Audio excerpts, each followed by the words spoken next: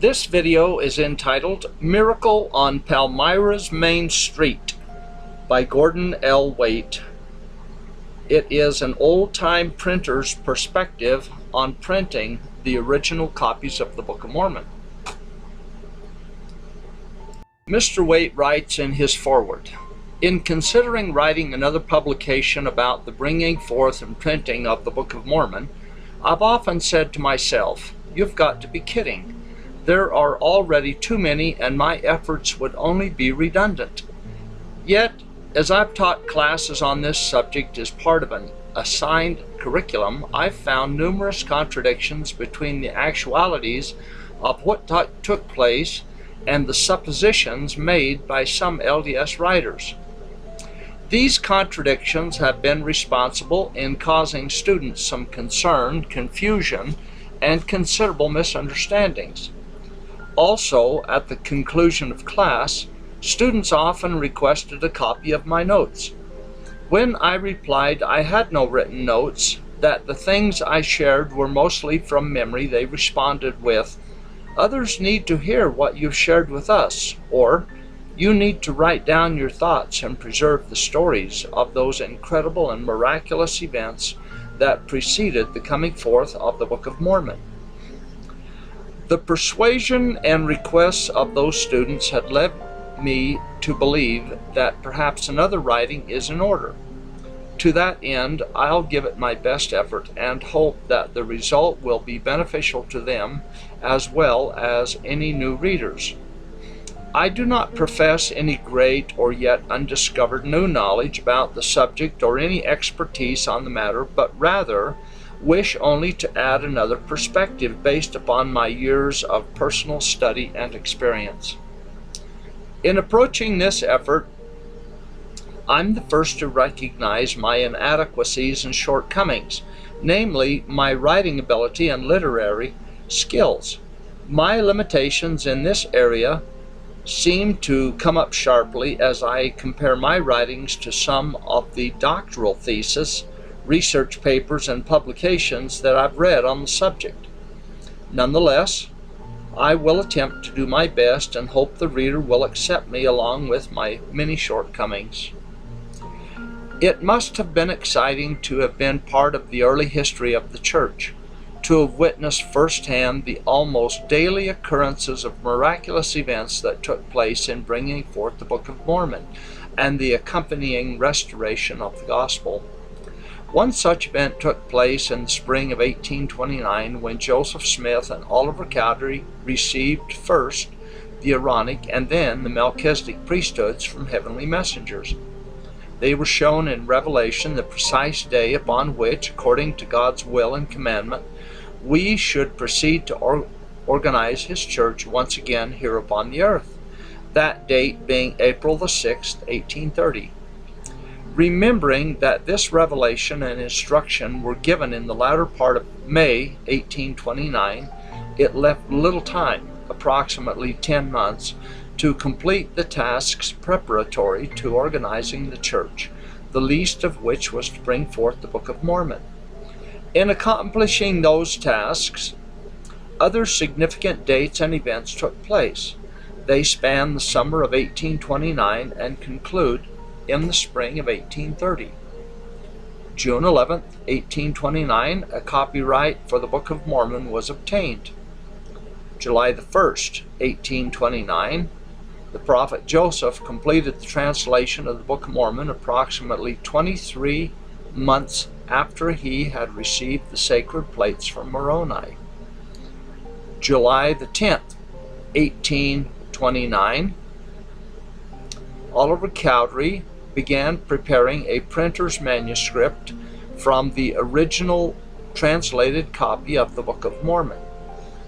August the 17th, 1829, a contract was made with the Grandin print shop to print 5,000 copies of the Book of Mormon.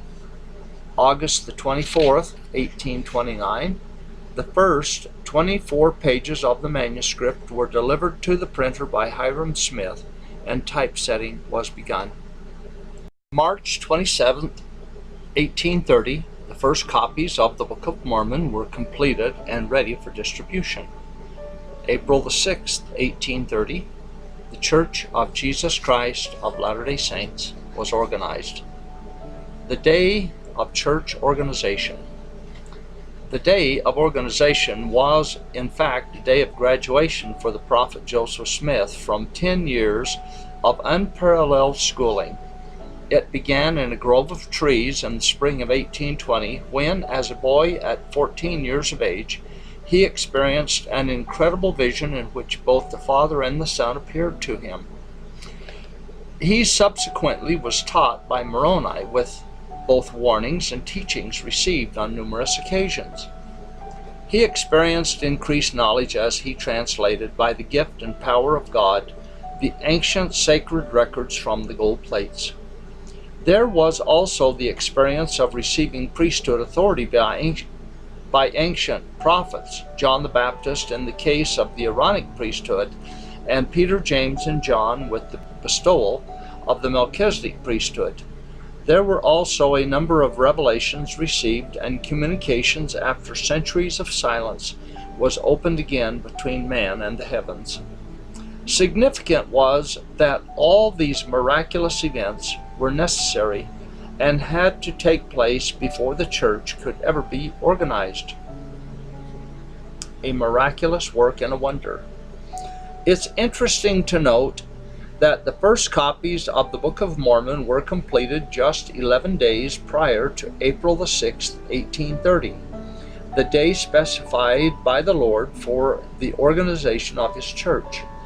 In reflecting and wondering why the Lord thought it so important that the Book of Mormon was available just 11 days before His church could be organized for the last time in the dispensation of the fullness of times, several significant answers come to mind. First, and perhaps foremost, the Book of Mormon contains the fullness of the gospel, including the teaching of associated sacred priesthood ordinances, and as well a divine witness and testimony of the reality of Jesus Christ, and according to Joseph Smith, it is the very keystone of our religion. Second, the Book of Mormon contains the witnesses of 11 men who saw the plates and the engravings thereon and testified to their authenticity and the sacred work Joseph Smith had accomplished through the gift and power of God. Third, the physical evidence of a hands-on copy of the Book of Mormon testified to the early saints, many who at that time were still doubting, that Joseph Smith was indeed a prophet of God. Additionally, and probably most significant, was the promise of Moroni contained in the Book of Mormon itself, Moroni 10, 4 and 5, "And when ye shall receive these things," the Book of Mormon, "I would exhort you that you would ask God, the Eternal Father, in the name of Christ, if these things are not true. And if you will ask with a sincere heart, with real intent, having faith in Christ, He will manifest the truth of it unto you by the power of the Holy Ghost." That promise of Moroni was the great conversion tool that began with the early members of the church and continues today. After reading it, seekers of the truth have put it to the test by praying about it with a sincere heart and with real intent, and have received a personal revelation of its truthfulness as promised by Moroni. The Book of Mormon has the power of conversion, as essential in the early days of the church as it is today. The completion of the printing of the Book of Mormon in a very short period of time, so that it could be available to the early saints on the day the church was organized, comprises one of the most astounding events that ever took place in the history of the church. To bring forth 5,000 copies of the Book of Mormon in the Lord's compressed time frame, a little over 6 months, from typesetting the first word to trimming the last page, is an absolute impossibility. It just couldn't happen, but yet it did. As we'll discuss later in detail, no matter how the process is reviewed, it would require in an old-time print shop a minimum of 17.5 months to print the original copies of the Book of Mormon. The Savior knew the importance of the Book of Mormon being available prior to the organization of the church, and 17.5 months, a little yet less than a year and a half, to accomplish the task simply wasn't acceptable.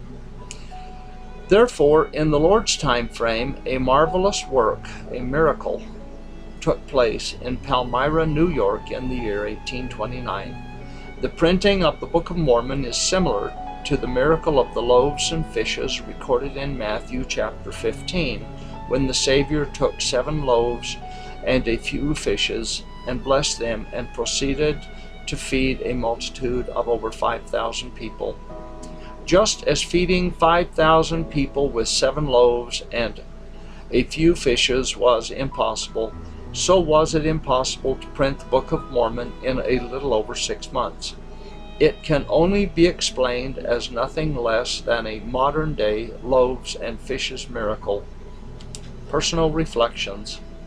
Several years ago, as I began to read and study the various writings and publications about printing the original copies of the Book of Mormon, I found I had lots of unanswered questions, things I've always wondered about, things I suppose that were generated from my old-time printer's background.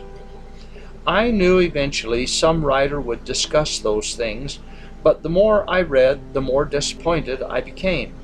No matter whom I read or how much I read, I always came away with the same questions.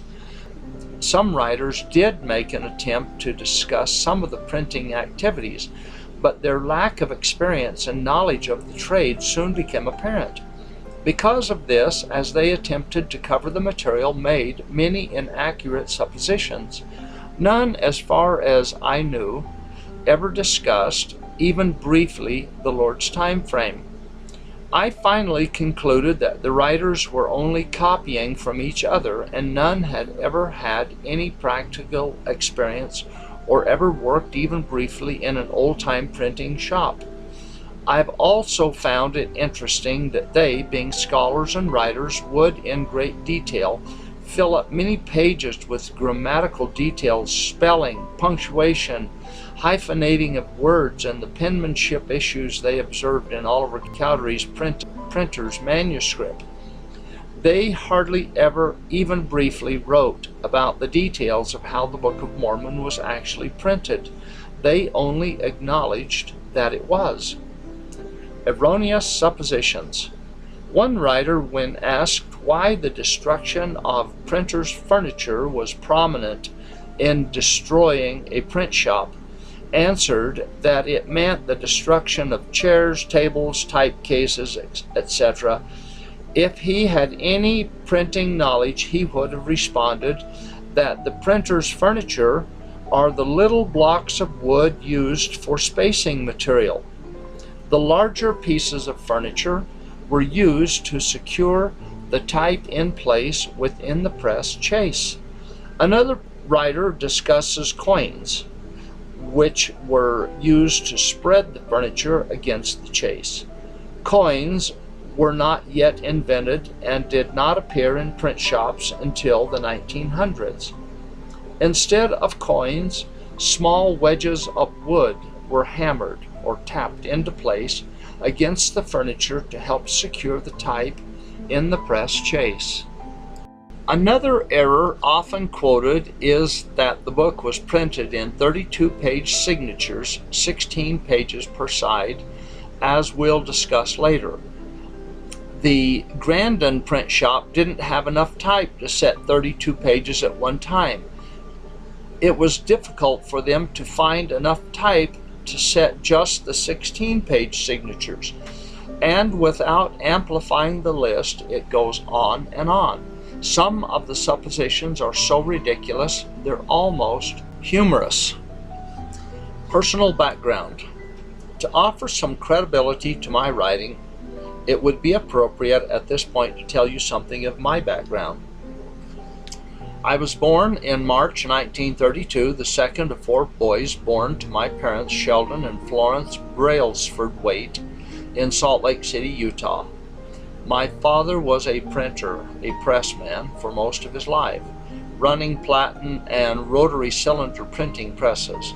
My older brother, Leon, followed in father's footsteps and also, for a good part of his life, earned a living running various types of printing presses. It seemed only natural that at an early age I would follow in my father's footsteps. So, at age 14, while still in school, I began working after school and on Saturdays in a small print shop. I made deliveries on my bicycle to various business establishments around town. The deliveries included printing orders of forms, stationery, letterheads, envelopes, etc. I remember my wages being 40 cents per hour. The print shop was called Rose Printing Company after its founder, Mr. Harry Rose.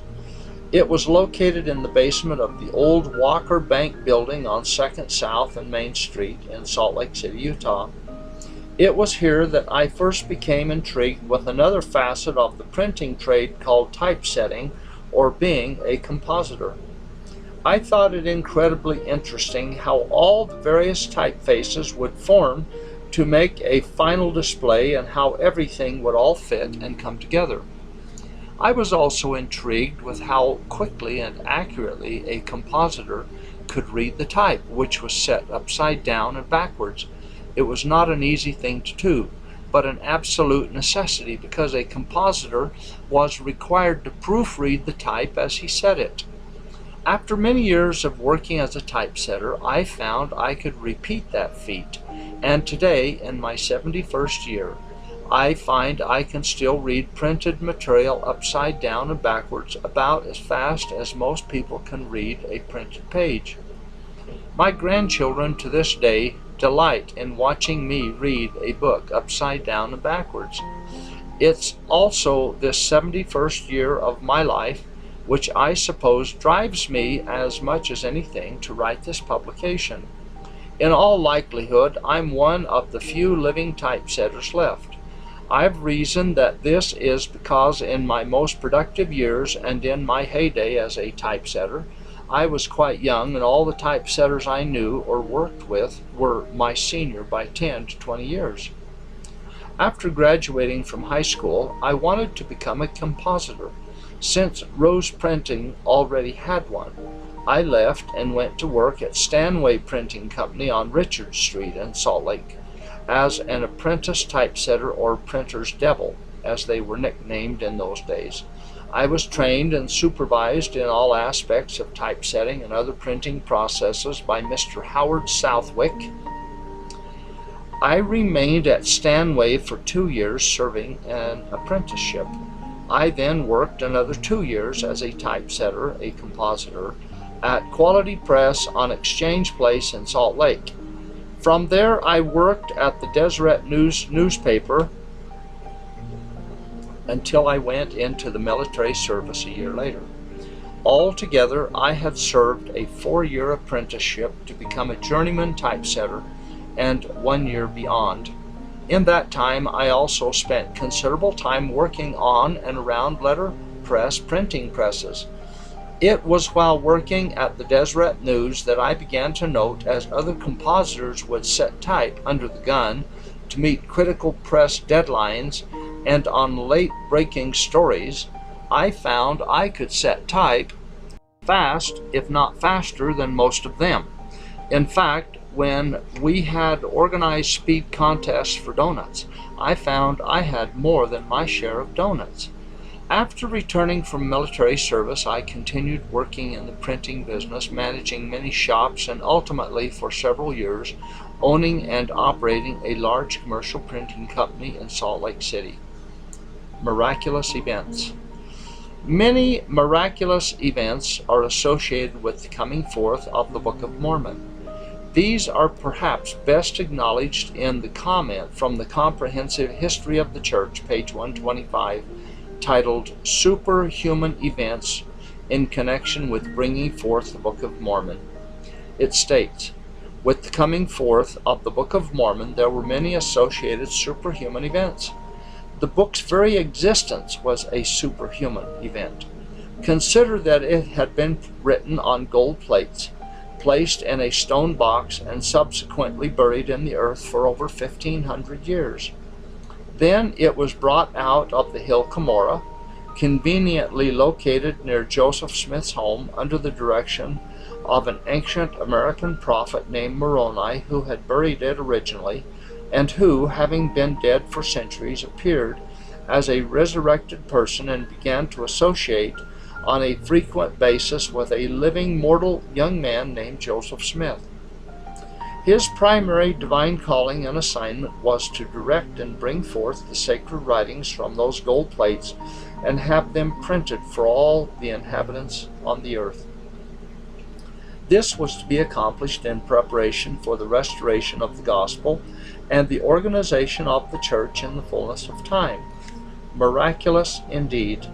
Also consider that Joseph Smith, a relatively uneducated young farmer with little formal education, who, according to his wife Emma, could hardly dictate a letter and had trouble spelling February, was now being asked by the Lord to translate from Reformed Egyptian hieroglyphics into English the writings recorded on those gold plates, to bring forth, as a voice from the dust, a record of an ancient people who had lived on the American continent. Then to have that translation verified by 3 of the most renowned classical scholars of ancient languages at that time, Mr. Luther Bradish, a diplomat and student of Eastern languages, Dr. Samuel Mitchell, Vice President of Rutgers College, and Mr. Charles Anthon, the adjunct professor of Greek, Latin, and early Egyptian languages, was indeed miraculous. In addition, Professor Anthon willingly wrote a certificate stating that the writings were authentic and the translation the most correct and accurate I've ever seen. He further verified the characters resembled Egyptian, Chaldean, Assyrian, and Arabic. That Joseph Smith could even remotely translate the characters on those plates is simply incomprehensible and incredible. Did Joseph do it by himself? Absolutely not. It could only have been accomplished, as Joseph said, by and through the gift and power of God. Joseph Smith did not and could not write the Book of Mormon. It was written by prophets of God who lived upon the American continent at those specific times. They were the ones who engraved upon the plates the ancient and curious characters from which Joseph translated the book. Scriptural miracles. Other miracles also took place long before the restoration of the gospel. Another ancient American prophet, Joseph, the last-born son of Lehi, writes the words of his father Lehi as he relates the prophecy of Joseph, who was sold into Egypt. Beginning in 2 Nephi 3:5, wherefore Joseph truly saw our day, here and now, and he obtained a promise of the Lord, that out of the fruit of his loins, the house of David, the Lord God would raise up a righteous branch unto the house of Israel, the church of Jesus Christ of Latter-day Saints. In verse 6, a seer shall the Lord my God raise up, Joseph Smith, who shall be a choice seer unto the fruit of my loins.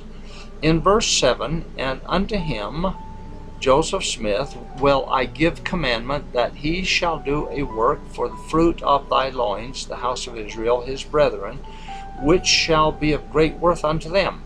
In verse 9, and he, Joseph Smith, shall be great like unto Moses to deliver my people. In verse 15, and his name shall be called after me, Joseph, and it shall be after the name of his father, Joseph Smith Sr., and he shall be like unto me, and shall bring my people unto salvation. In verse 24, and there shall rise up one mighty among them, Joseph Smith, who shall do much good, both in word and in deed, being an instrument in the hands of God, to work mighty miracles, unto the bringing to pass much restoration unto the house of Israel, the church of Jesus Christ of Latter-day Saints. I find it interesting that without knowing any of these prophecies, Joseph Smith's father, whose name was also Joseph, along with his wife, Lucy Mack Smith, held in reserve the name Joseph. They named their first son Alvin, their second son Hiram, and then, as they were undoubtedly inspired, named their third son Joseph after his father. This was a very uncommon practice in frontier times because of legal, posterity, and lineage issues. The tradition had always been to name the first son after the father. Yet Joseph and Lucy Mack Smith waited until their third son was born before naming any of their sons after their father, thus fulfilling a sacred prophecy given thousands of years earlier. In addition, there are many other scriptures written by the ancient prophets in the Holy Bible concerning the Book of Mormon and its coming forth in the last days. Isaiah writes in the book of Isaiah 29:4, "And thy voice, those that lived on the American continent, shall be as of one that hath a familiar spirit out of the ground, and thy speech shall whisper out of the dust, the buried plates."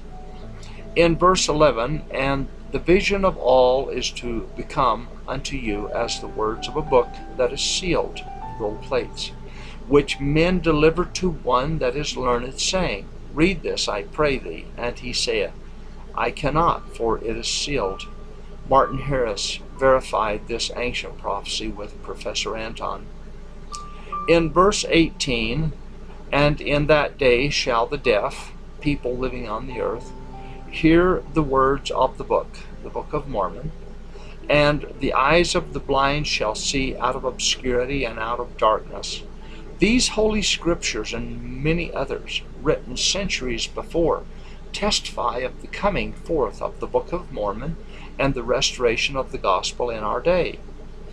It was known and prophesied by the Lord's holy prophets long before Moroni ever visited the boy prophet Joseph Smith in the fall of 1823. It's tempting to continue on quoting numerous other scriptures pertaining to the Book of Mormon, but space and time do not permit a discussion of them here. Also, that's not the purpose of this writing. Day-to-day miracles. As one considers the events accompanying the printing of the Book of Mormon, it becomes very clear what a miraculous thing really did occur. It's incredible to realize that a little more than 6 months after Oliver Cowdery and Joseph Smith presented the printer's copy or the manuscript to the printer in August 1829, 5,000 books were printed. It's incredible and unbelievable.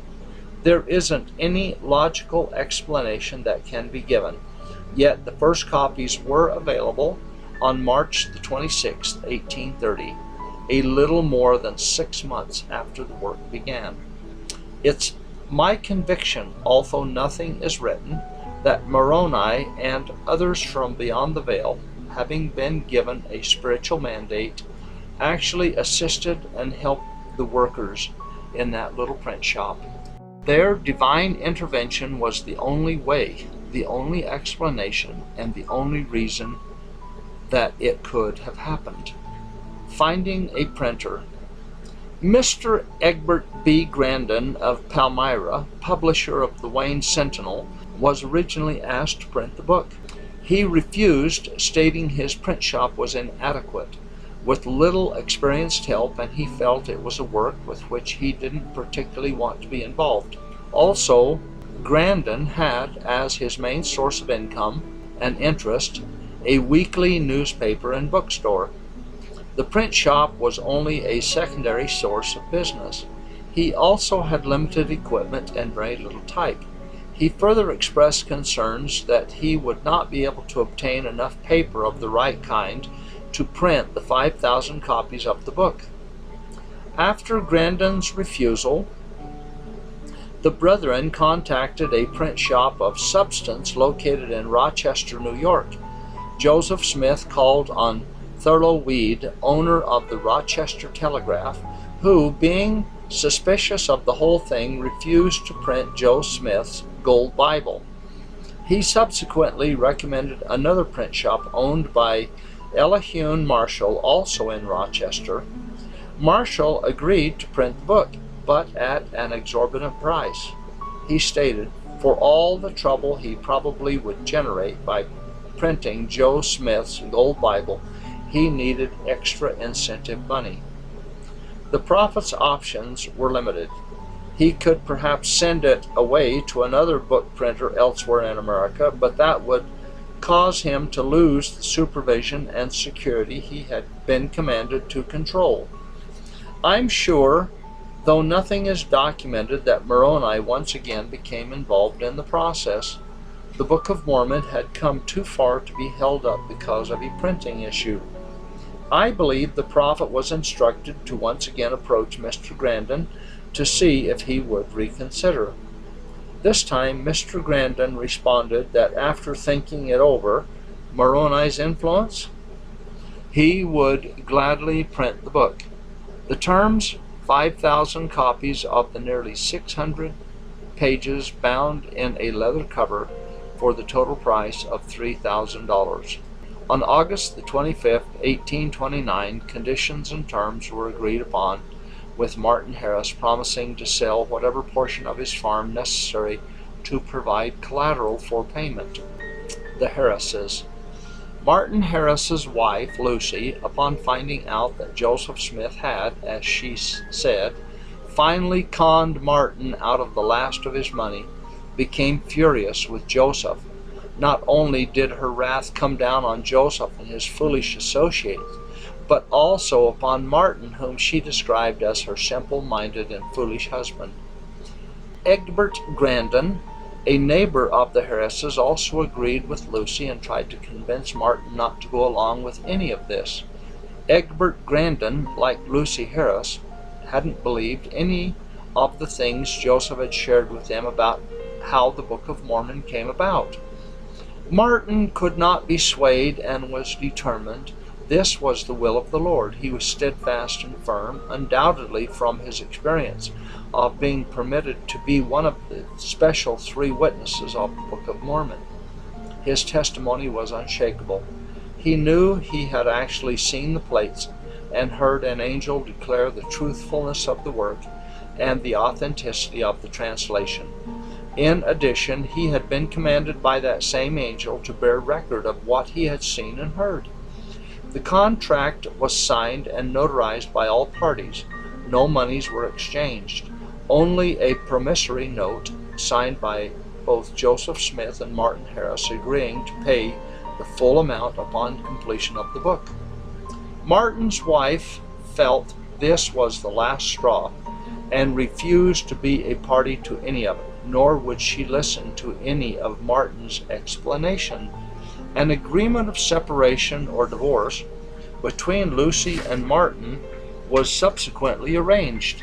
She received her share of the estate, some 80 acres of land and the farmhouse, and Martin received the other 151 acres.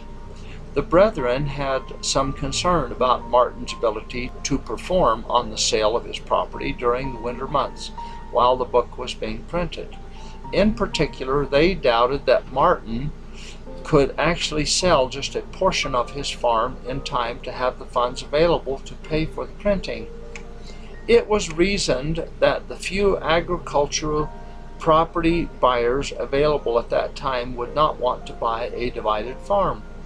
There were often too many issues, such as water rights, egress problems, the commonality and use of outbuildings, etc. Also added to their concerns was the fact that farms typically didn't sell very well in winter months. Yet Martin did find a buyer, Thomas Lackey, who purchased Martin's portion of the farm 2 months later for an interesting amount of money, $3,000. Another miracle in a long list of ongoing miracles. The E.B. Grandin Print Shop. Egbert B. Grandin was born March the 30th, 1806. He was about 3 months younger than the 23-year-old prophet when Joseph Smith and Martin Harris asked him to consider printing the Book of Mormon. One can only wonder what Egbert Grandin was thinking, or better yet, what the brethren were thinking. This bumpkin of a printer with hardly any book printing experience was being asked to consider the challenge of printing the Book of Mormon in this little print shop in Palmyra, a task larger printing companies in other cities wouldn't even consider. Printing 5,000 copies of the Book of Mormon was a gigantic job, ahead of the book industry by nearly 20 years, according to the size of jobs being done in the urban centers along the Atlantic seaboard at the time. Grandin, principally a newspaper and job printer, was new to the book publishing business. He had begun advertising himself as a book printer only 3 months before he was first contacted regarding printing the Book of Mormon. He had purchased Palmyra's newspaper, the Wayne County Sentinel, and a bookstore on April the 13th, 1827, from John Henry Gilbert. Gilbert would later set the type and help print the Book of Mormon as Grandin's employee. The book would be printed on new, coincidentally named, Smith Press, a single pull, single throw, platen letterpress that had been acquired just 3 months before in March 1829. It seems appropriate to reference a reflection of Mr. John Henry Gilbert, the typesetter, written September the 8th, 1892 in Palmyra, New York. The following were some of his thoughts relative to the printing of the Book of Mormon. I am a practical printer by trade. I have been a resident of Palmyra, New York, since about the year 1827, and during all that time have done some typesetting each year. In the forepart of June 1829, Mr. E.B. Grandin, the printer of the Wayne Sentinel, came to me and said he wanted me to assist him in estimating the cost of printing 5,000 copies of a book which Martin Harris wanted to get printed, which he called the Mormon Bible. A few pages of the manuscript were submitted as a specimen of the whole, and it was said there would be about 500 pages. The size of the page was agreed upon, and that a page of manuscript would make more than a page of printed matter, which proved to be correct. When Mr. Egbert Grandin, the print shop owner, was ready to commence work and terms had been agreed upon, Martin Harris was notified, and Hiram Smith brought in the first installment of the manuscript, 24 pages in all. He, Hiram, had it secured under his vest, with the vest and coat closely buttoned over it. He also had at his side an armed guard who for the most part was one of the Whitmer boys. At night, Smith came and got the manuscript, and with the same precaution carried it away. I thought it peculiar that such precautions were taken. When asked, Hiram said that Joseph had been commanded to take whatever precautions he deemed necessary to protect and secure the manuscript. The following morning, with the same watchfulness, he brought it again, and at night took it away. He continued to do so throughout the printing of the book, always with an armed guard accompanying him whenever he conveyed the printer's manuscript. Typesetting. Joseph stipulated in the contract that the Book of Mormon be printed with new type. I have often wondered, since the only movable type available to local printers at that time came from Germany or China, where did Grandin get enough new type? Time and logistics did not allow it to be brought in, yet when the book was printed, it was printed with new type.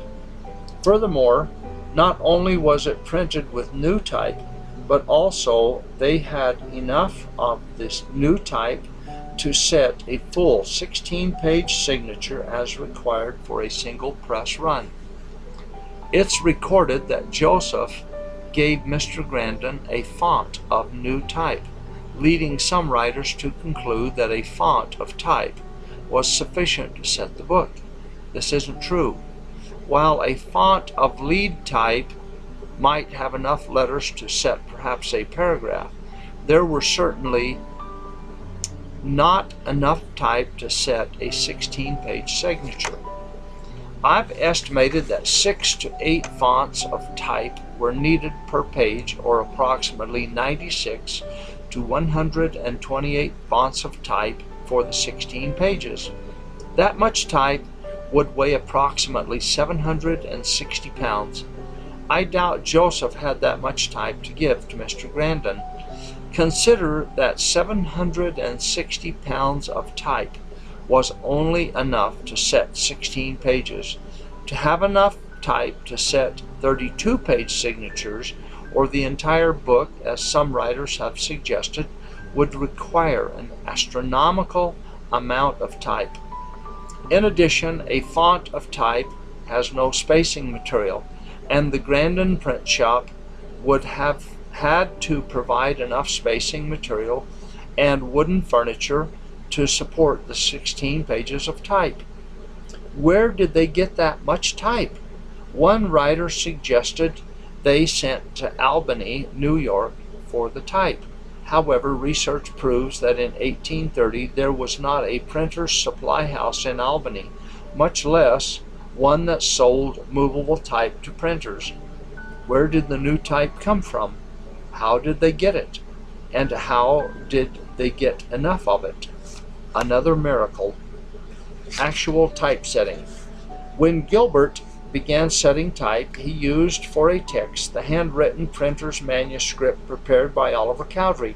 It had been copied from the original translation and is referred to throughout the writings about the Book of Mormon as the printer's copy.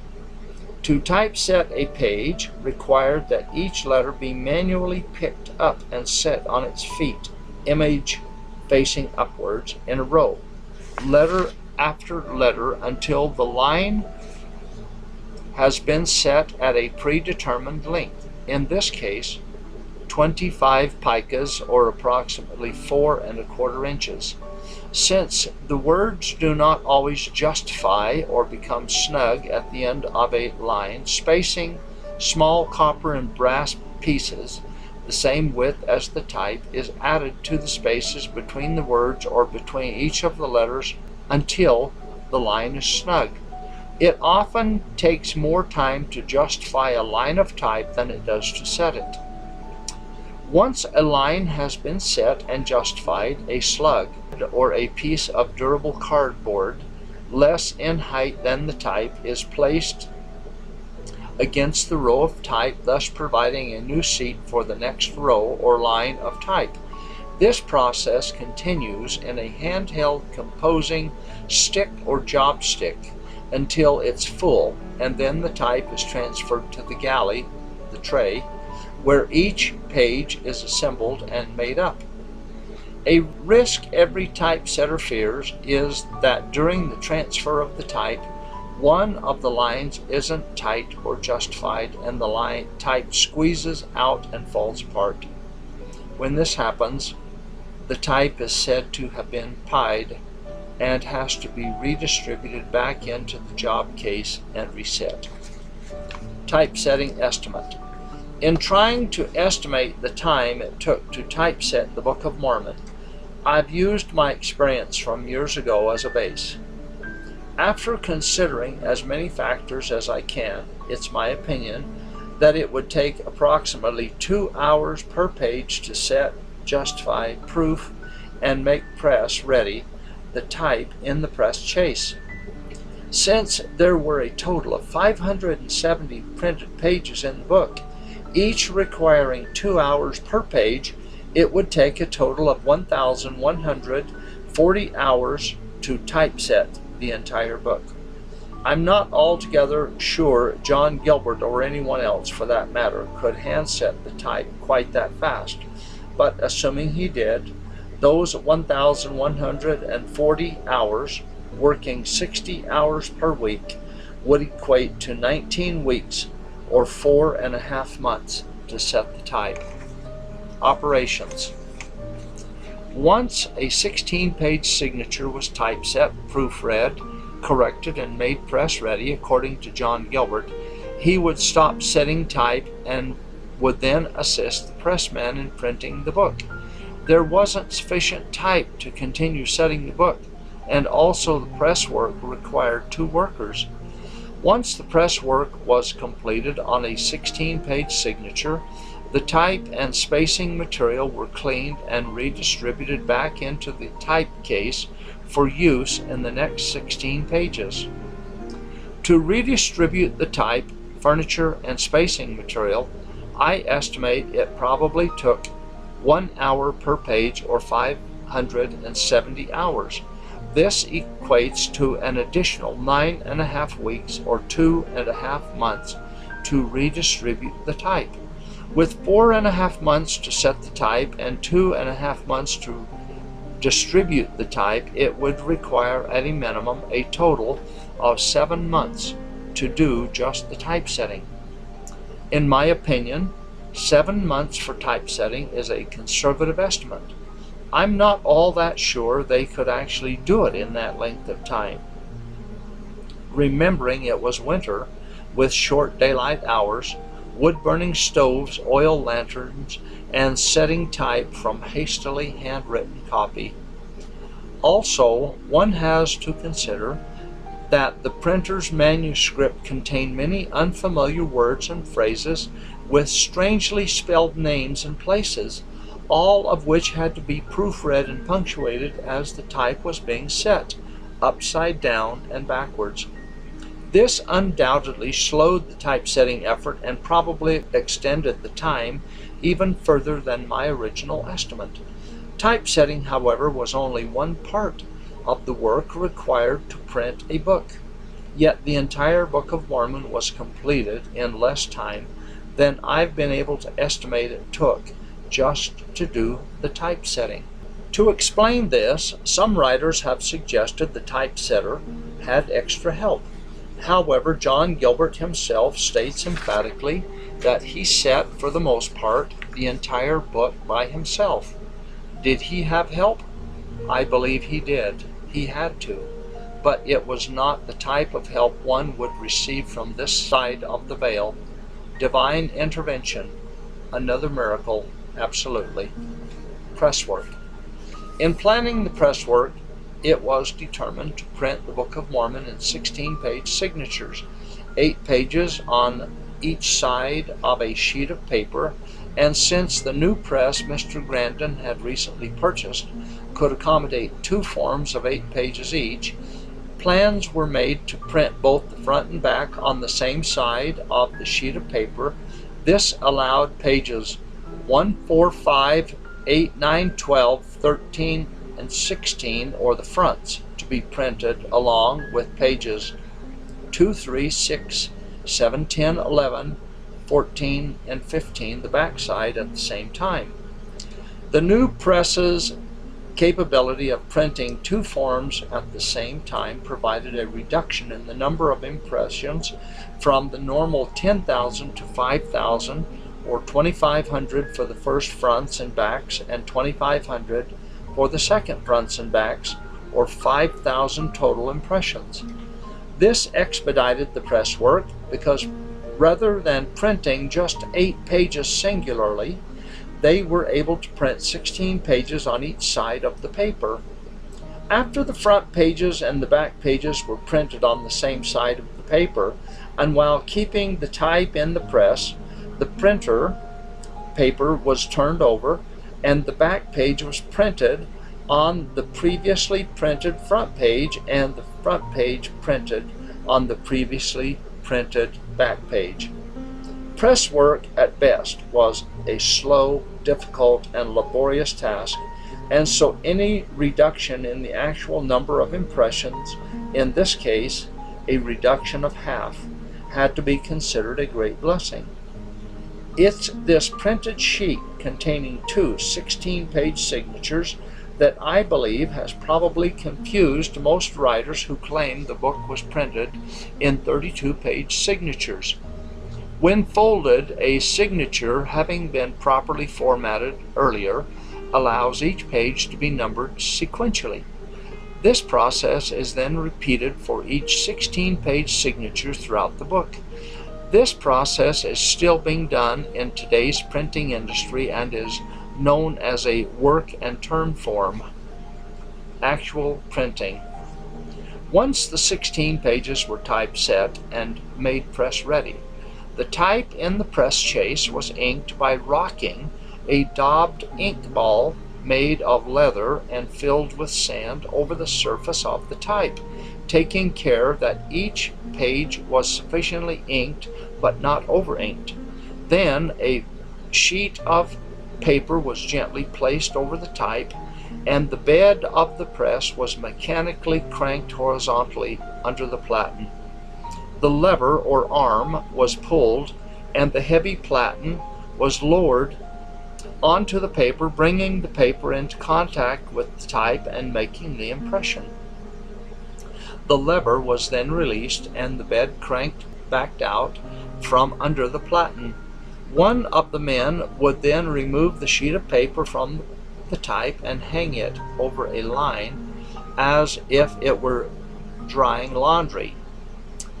They did this 2,500 times for each sheet of paper, and then repeated it another 2,500 times on the backside of the same sheet of paper. This provided the 5,000 printed pages for each signature. Once completed, the signatures were called a form.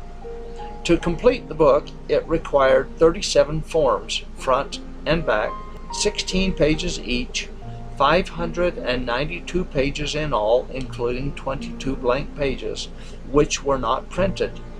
The blank pages were used at the backs of chapters to complete a signature. Each form stood approximately 3 feet tall, and 37 of them, in various stages of production, were stacked about in any available space that could be found in this small print shop. Also, competing for space were hundreds of press sheets hung about on various clotheslines suspended from the ceiling to complete the ink drying process. How anyone could find space to work or keep the book organized was remarkable. From the Willard Wood Museum in Bountiful, Utah, Mr. Wood has published a copy of an original signature showing 8 pages, each page 4.5 inches by 7.25 inches, or each signature with margins approximately 18 inches by 15 inches. This signature size fit perfectly the new Smith press, previously purchased by Grandin. The press sheets used for the 2-up work and turn printing were approximately 18 inches by 30 inches. Press time. The press work commenced in late August 1829, according to John Gilbert, and continued for 7 months. Mr. J. H. Bortles and myself done the press work, taking nearly 3 days to print each form, or 6 days to print an entire signature. This seems to be an accurate statement. If at best the pressmen could print 1.5 sheets a minute, or 100 sheets per hour, it would take 25 hours or 3 days to print one side of one form. This also concludes that the press work never slowed down and was kept going at a fast, sustained pace for a continual 3 days. To me, the 3 days mentioned by John Gilbert seems almost an exaggeration, but nonetheless, it's what he claimed. In December, Mr. Grandin hired a journeyman pressman, Thomas Macaulay, and he and Mr. Bortles did the balance of the press work. It required almost a superhuman effort to operate the press continually for 6 consecutive days in printing just one 16-page signature. According to Mr. Gilbert's recollection of time, 37 forms multiplied by 6 days each To print both the front and back required a total of 222 days to do the press work. Using a basis of 26 work days per month, 10 hours each day, it would have taken a minimum of 8.5 months to do the press work for the entire book.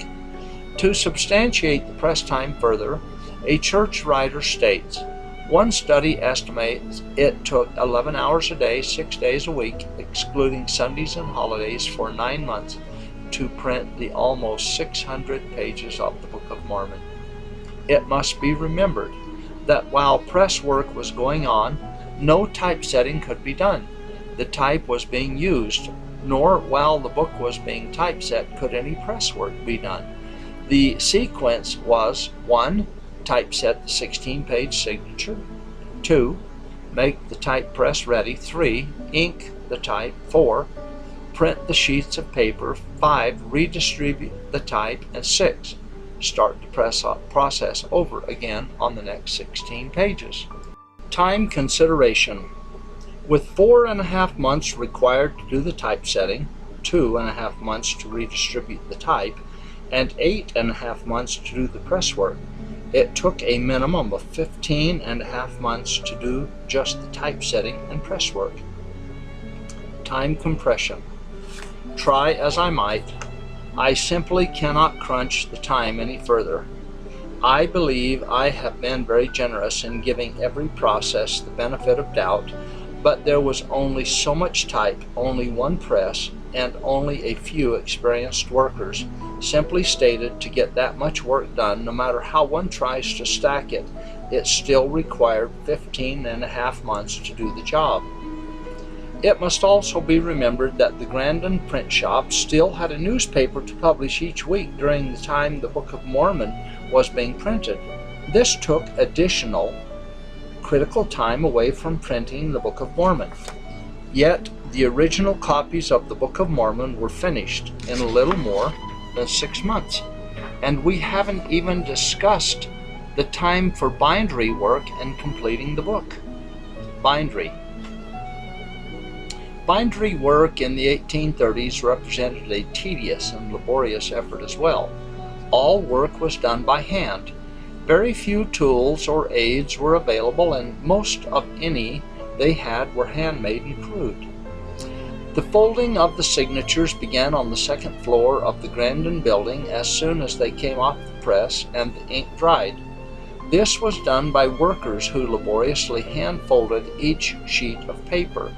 To make the signature pages come out numerically correct, each sheet of paper was folded 3 times at right angles and then compressed using a hand-folding bone or a stiff metal blade. For the most part, folding kept up with the press work.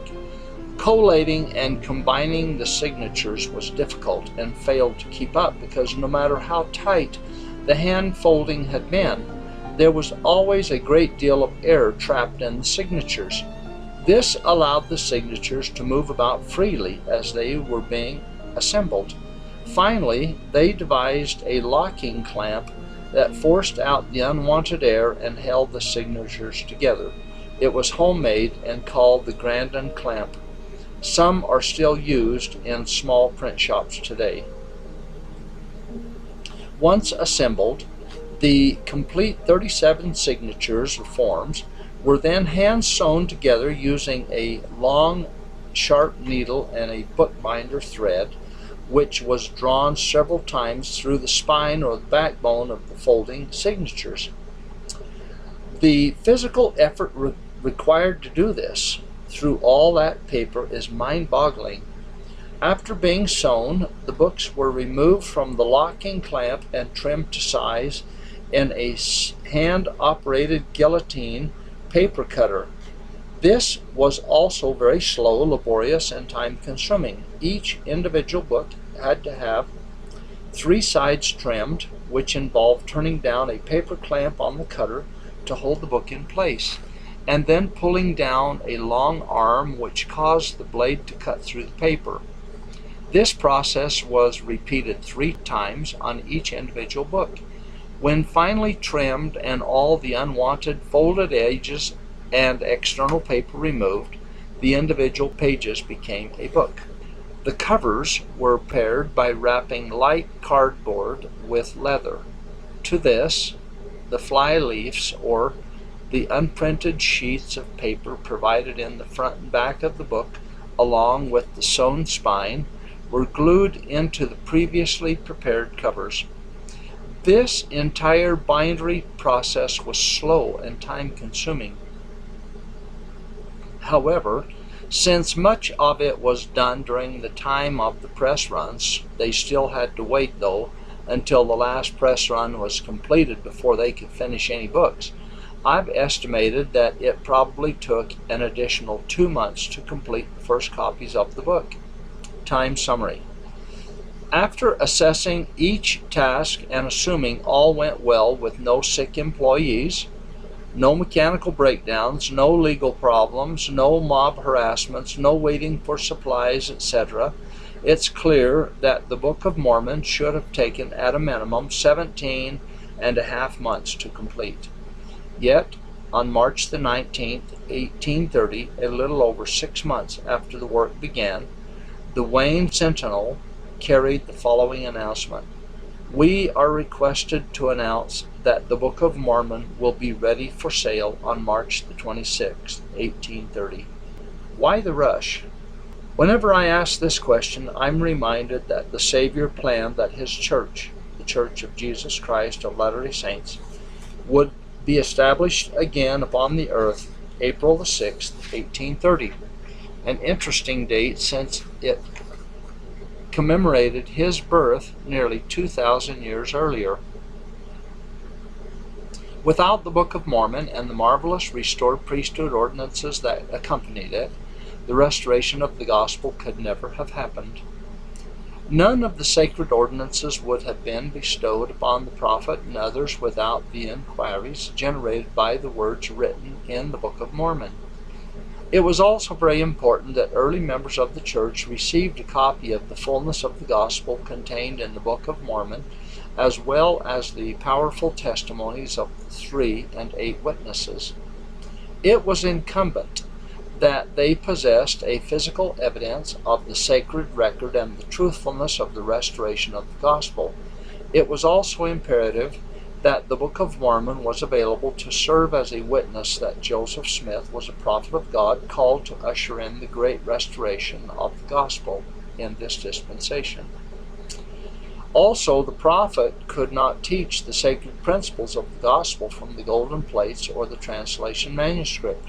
Without the Book of Mormon, it would have been difficult for the early church members to have received a testimony sufficiently strong enough to sustain them throughout their lives. 11 days. The coming forth of the Book of Mormon just 11 days prior to the establishment and organization of the church had to be yet another one of the great miracles surrounding this task. Impossible task.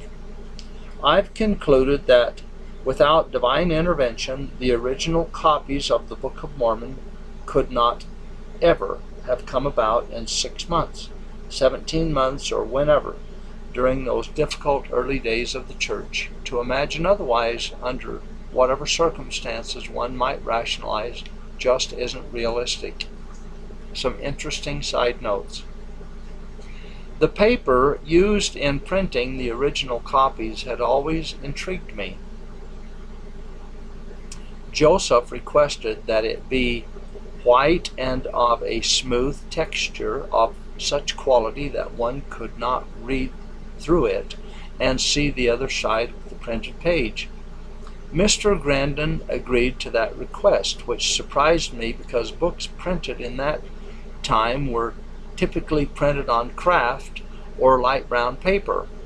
The bleaching process used to make white paper had only begun and was not ready for use in 1830. Also, the calendaring and the sizing of paper pulp, which is a process used today to make smooth, opaque white paper, had not yet been perfected. It was the practice, at least on other books printed in that time, to print only on the front side of the paper, or to use thicker paper which could be printed on both sides and not show through. Yet when the Book of Mormon came out, it was printed on both sides on lightweight white paper with no see-through. Where did Grandin get the paper? The only answer I've been able to find in my research, and it's a poor one, is that one writer said it appeared mysteriously one day on the back porch of the Grandin print shop. Let's see. 2,500 pages of paper, 18 by 30 times 37 forms. That represents 92,500 sheets of paper. Somehow it came delivered in that quantity, in just the right press size, from some paper company in America. Interestingly, no one in the paper industry at that time made paper in an 18-inch by 30-inch format. It was not a common stock item and would have to have been made special. That amount of paper, about 110 feet high, appearing on one's back porch staggers the imagination. So perhaps it was delivered up 28 inches by 30 inches. Even so, the stack of paper would still be 55 feet high, or 2 stacks 27 feet high, or 4 stacks 14 feet high, etc. It's mind-staggering. Where did it come from, and how did it get there without any notoriety? Did the Grandin print shop order it in, and from where? Grandin was a small printer in a farming town who had little money, and as yet was just getting started in the printing business, had no established line of credit or bank to work with. How did they pay for it? What major paper company would sell him that much paper on credit, even if the paper company had it, which of course they did not? What paper company in those days would consider accepting an order of that magnitude without some collateral, and further agree to custom make paper in the short time period required by the Grandin print shop? Yet, the bottom line, when they needed the paper to print the Book of Mormon, it was there. Another side note. I've always wondered, as perhaps you have, why the printing of the Book of Mormon occurred without the intense opposition that seemed to accompany the church's other publication efforts. Whenever the church tried to print other publications in the early days of the church, such as the Doctrine and Covenants, the Times and Seasons, or the Millennial Star, it wasn't long before Satan stirred the hearts of those who opposed the church, and they came as mobs, destroying the print shops and all the printed material. Yet, when the Book of Mormon was printed, it came off relatively without a hitch. Surely Satan knew about this sacred book and realized its impact upon his kingdom. It seems to me he would have stopped at nothing to prevent it from coming forth. When students have asked about it, I've replied, in my assessment, I don't think Satan ever had an opportunity. Although nothing has ever been written, I believe Moroni and his armies were stationed around that little print shop in Palmyra and fought perhaps the boldest battle ever held on the American soil with Satan and his armies. Moroni had a responsibility to protect that sacred work. I also believe that Satan and his armies initiated all within their power to prevent the Book of Mormon from ever being printed or distributed. There was simply no way Satan was going to allow the Book of Mormon to come forth.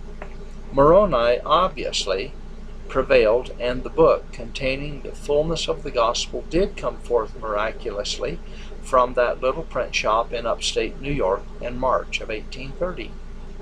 Mr. Egbert Grandin. I believe Mr. Egbert Grandin and his staff were tutored, assisted, and directed in the great work of printing the Book of Mormon. I further believe Egbert Grandin was raised up for this very purpose. Egbert Grandin, simply stated, was the right man in the right place at the right time. By 1833, 3 years after printing the Book of Mormon, he left the publishing business. He tried a variety of other occupations and died still a young man in April 1845 at the age of 39, not quite a year after the 30th 8-year-old Joseph Smith met his death in Illinois. Gratitude. We, the members of the church,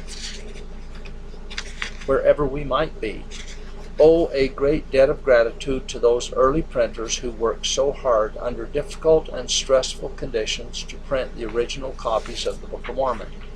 Especially do we owe a debt of gratitude, respect, and admiration to Mr. Egbert Grandin for accepting and completing the almost impossible task of printing that sacred book.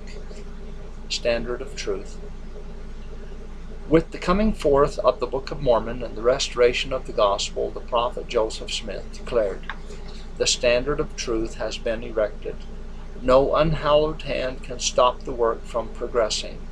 Persecutions may rage, mobs may combine, armies may assemble, calumny may defame, but the truth of God will go forth boldly, nobly, and independent, till it has penetrated every continent, visited every clime, swept every country, and sounded in every ear, till the purposes of God shall be accomplished, and the great Jehovah shall say, the work is done."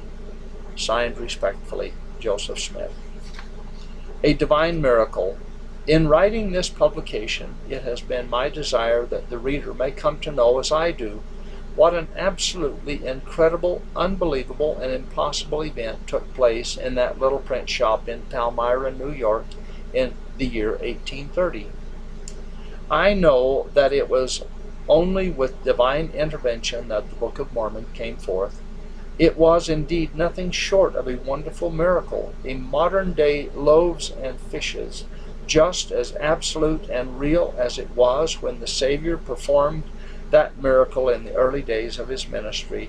So it was also in the day of printing the Book of Mormon in our time, an incredible divine miracle. Appendix: Folklore or faith-promoting rumors. Some have suggested that I share with you a few of the unexplained stories, the folklore, that I found as I researched the printing of the Book of Mormon. I do this with reservation that some may quote what I write as truth, when in fact I have no proof for any of it. This folklore, as I call it, fits into my file as faith-promoting rumors. If there is any worth in sharing these stories, perhaps it is this.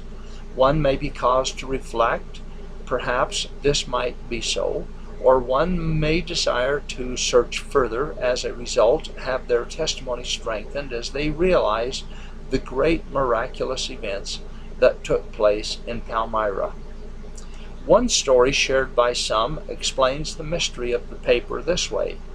Early on a September evening, after dark, there was a loud commotion behind the Grandin print shop building. Accordingly, the constable was contacted to investigate. He stated that as he rode up the street, he could only hear men and wagons. When he bridled the horse and ran to the back of the building, he found no one there. All was quiet and everything in order except for the large pile of paper neatly stacked on the back porch, and numerous recent footprints and wagon wheel ruts found in the dirt. According to the sister of John Gilbert, the typesetter, a letter from John stated that on several occasions he would go into the shop in the morning expecting to have to redistribute the type from the previous night's press run in order to start setting type for the next pages. However, when he arrived, he found the type had already been redistributed back into the type case, and further, that every piece of type was neatly standing on its feet, face up, rather than being randomly scattered in its individual compartment. Another story tells that the press, when purchased, came in sections that were carried upstairs to the third floor. These sections were assembled and bolted together. When those opposed to Mr. Grandin's printing of Joe Smith's Gold Bible came at night to take the press apart and destroy the pieces, they found it impossible to do so. They couldn't find any bolts or screws holding it together. It was reported that the large bed, originally 3 pieces of flat plate, was now a single large piece of heavy metal. In frustration, they tried to move the press back through the door, but now it wouldn't fit. They decided then to take out a portion of the outside wall of the building and crash the press on the ground below. However, when they tried to remove the portion of the wall, the building made such a terrible noise they became frightened and ran out of the building.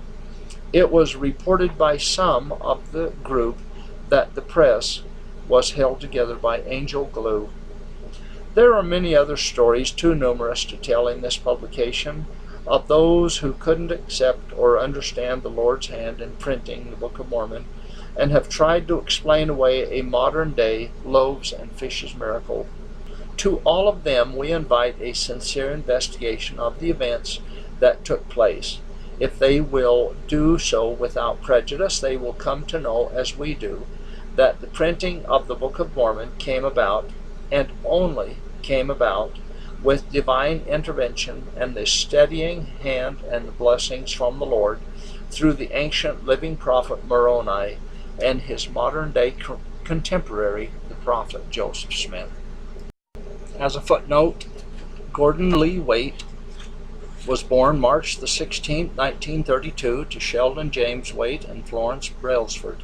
He served in the Air Force during the Korean conflict. Gordon taught at Weber State College and also worked as a quality engineer. However, most of his life was spent as a printer.